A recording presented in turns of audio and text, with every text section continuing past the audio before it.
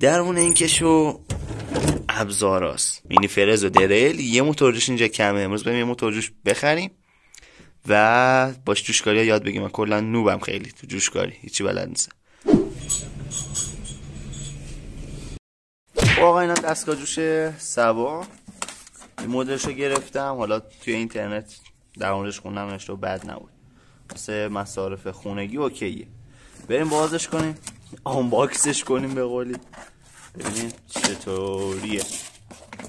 خب البته بچه‌ها من اینا یه بار باز کردم، ولی خب دوباره حالا بازش کنم.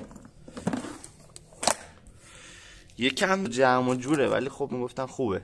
حالا یه انبر اتصال خود دستگاه جوش،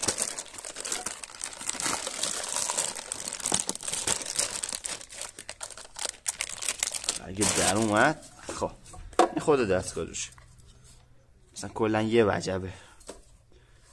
اینم آمپرش و اینم ولومش، چیز خاصی نداره. چیزای دیگه ای که داره یه انبر جوشه،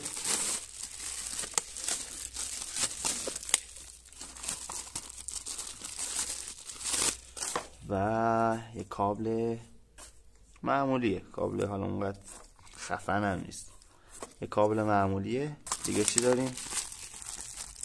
یه دسته هم داره، شرکت سبا دسته هم برامون گذاشته. بچه ها این فرچه Oh my god ناموسم فرچه یکی در میونه. خب باش، این از این بچه ها، این کل وسایلی بود که یه دست درچه راهنمام داره. و حالا من دیدم ماسک هم توش بود، حالا نمیدونم چرا این ماسک توش نبود. حالا یه سری وسایل من خودم خریدم، اینو میذاریمش کنار. ماسک خریدم و 2 دستکش، یکم زشتن دستکش ها ولی خب اوکیه. نه چقدر بده، نمیدونم حالا این دستکشه بده یا خیلی کلفته. این از یه دستکش دیگه چی داریم؟ و الکترود چند تا گرفتم، الان بریم با هم تست کنیم ببینیم چطوریه. الکترود 2.5 و 3. خب آقا بریم سر وقت گاز کردنش. یه سیار مزخرف پیدا کردم، اینو میزنیمش. روشن شد.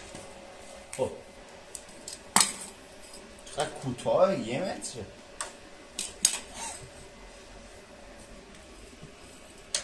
داشتم میکردم کوتاه باشه. خب فکر کنم اوکی شد. بریم رو این تست کنیم.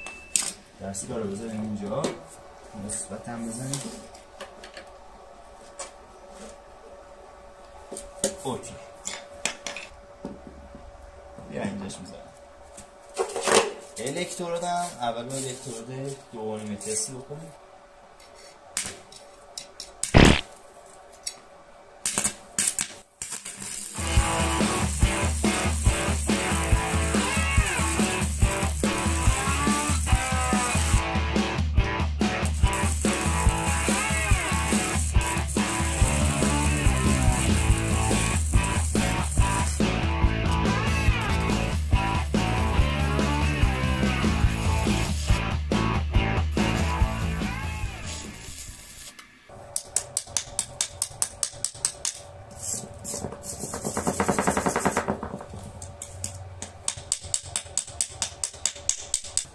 خب آقا اینم با الکترود 2.5 جوش دادم. البته بچه‌ها میگم من بلد نیستم هنوز و حالا رو همین تمرین میکنیم ببینیم چه جوریه، ولی جوشش انقدر بد نیست. حالا شما اگه بهتر سر در میارین ببینیم چطوریه.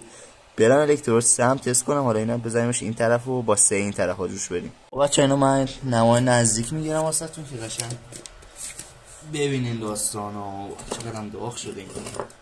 خب بزنیمش اینجا، حیاتا گفت کشید بذار تا اینا کامل جوشه شد تموم بشه پیدا.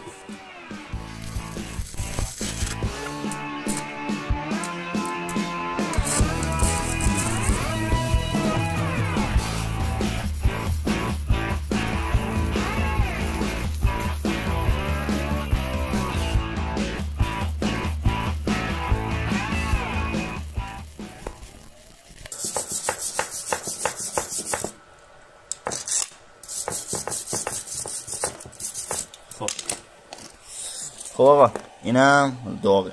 الکترود 3 بود باش جوش دادم و این 2.5 رو خیلی بد زدم، ولی خب این یکم قلقش اومد دستم. سم خیلی راحت آب کرد، یعنی اولش یکم میچسبه سر الکترود، ولی بعد که جوش میخوره، جوشکاری شروع میشه دیگه اوکیه. بچه من چیزی واسه جوش دادم که پیدا نکردم. بریم این چکش قدیمی ها به این میلیگرده جوشش بدیم. بکنم قطرش 2، نمیدونم. بریم اینو به این جوش بدیم ببینیم میتونیم یا نه. بریم بزنمش یه جا، یه چیز بزنمش که تکون نخوره و اتصالو بزنیم بهش و جوشش بدیم.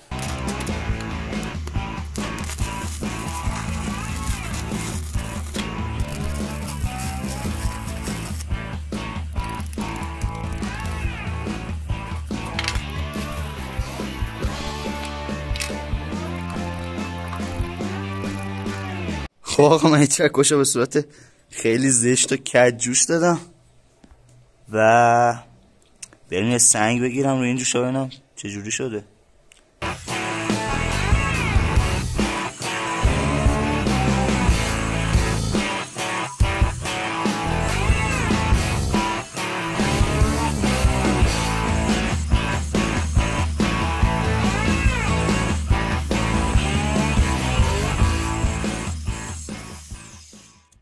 خب آقا اینم هست، این اوکی شد. های نمای دور ازش بگیرم خیلی مسخره است. خب آقا بذار من این شاهکار مهندسی نشونتون بدم. این چکش شبیه چوبه گلفه و کاربردشو نمیدونم، واسه تست درست کردم. اینم چیزی بود که بهش جوش دادیم اگه فوکوس کنه. خب الش کن، فوکوس نمیکنه. اینا بچه ها واسه یه تمرین جوش دادم. دارم یه دوتا میخ باش بزنم ببینم چه جوریه. خیلی خوبه، یه رنگ میخواد فقط. بزنیمش اینجا تا قبل اینکه پدر بیاد من اینو ببرم، چون احتمالا اتفاق خوبی نمیفته. و اینجا هم که داغ هنوز. جوشا رو بچه ها تست میکردم. این دستگاه جوشم چیزی که من تحقیق کردم توی بازه قیمت 3 تا 4 تومن این دستگاه جوشه خیلی خوبیه. سبا بازم تست میکنم بهتون میگم که خوبه یا نه اگه خواستیم بخرین، ولی فکر کنم اوکی باشه. حالا شما هم نظرتون رو بنویسید. اگه تجربه در رابطه با جوشکاری دارین، دستگاه جوشه چطوره، و خلاصه کامنت بذارین. لایک یادتون نره. دمتون هم گرم. و برم من بازم تمرین کنم تا میشه یه چیز درست حسابی جوش داد. بچه‌ها میبینم تا ویدیو بعدی.